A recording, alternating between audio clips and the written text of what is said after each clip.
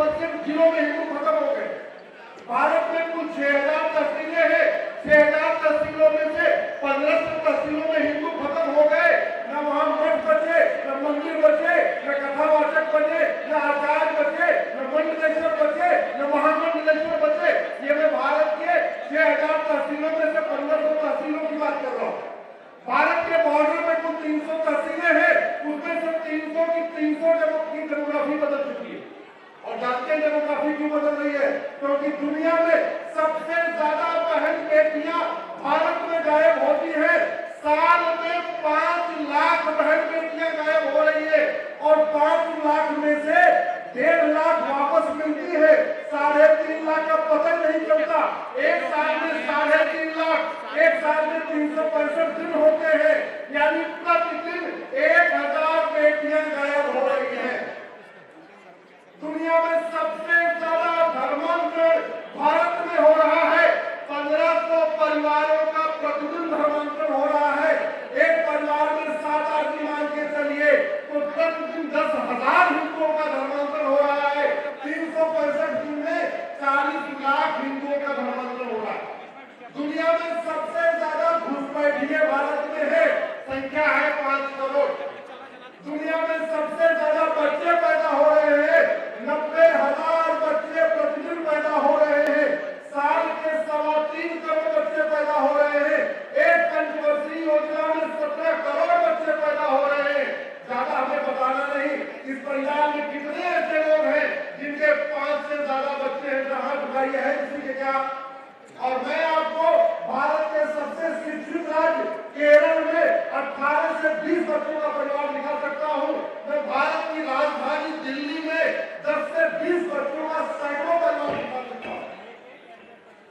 मैं फिर कह रहा हूँ, घटेंगे तो घटेंगे, जोर से बोलिए, घटेंगे तो और लगातार घट रहे हैं।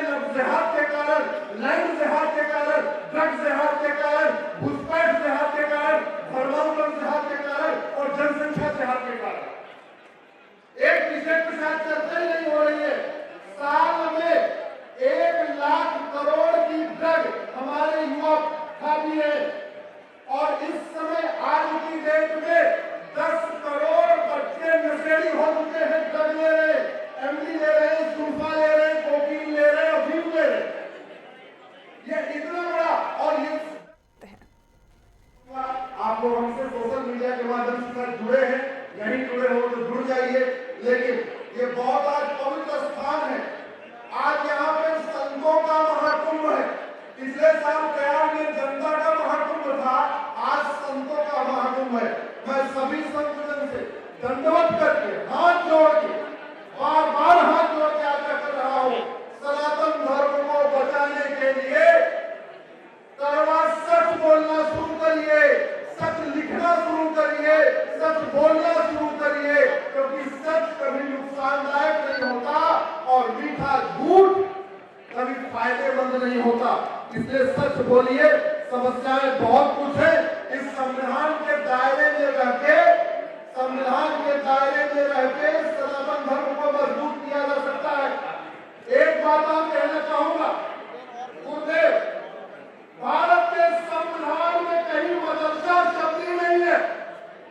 और मैं चुनौती देता हूं, किसी से मैं सार्वजनिक बहस करने के लिए तैयार हूं। किसी जज से, किसी मंत्री से अगर भारत के संविधान में एक बार मदरसा शब्द दिखा दे, मैं आजीवन वकालत छोड़ दूंगा, सार्वजनिक जीवन से संन्यास ले लूंगा। जब मदरसा नहीं है तो मदरसा भारत में क्यों चल रहा है? मदरसा बोर्ड क्यों चल रहा है? मदरसे की डिग्रियां कैसे वैलिड हो रही है? और जब मुगल चले गए तो मदरसा क्यों? अंग्रेज चले गए तो मॉन्टेसरी और मिशनरी स्कूल क्यों? और जब देश आजाद हुआ तो गुरुकुल वैदिक शिक्षा व्यवस्था क्यों नहीं लागू होनी चाहिए? इसके लिए बोलना शुरू करिए, लिखना शुरू करिए। आज हमसे पहले पूज्य देवकी नंदन जी कह रहे थे कि बाकी 90% है वो है, लेकिन हमारे वाले 10% नहीं है। क्यों? अरे जब अगर हिंदुस्तान में प्राइमरी में भगवत गीता नहीं पढ़ाई जाएगी, रामायण नहीं पढ़ाई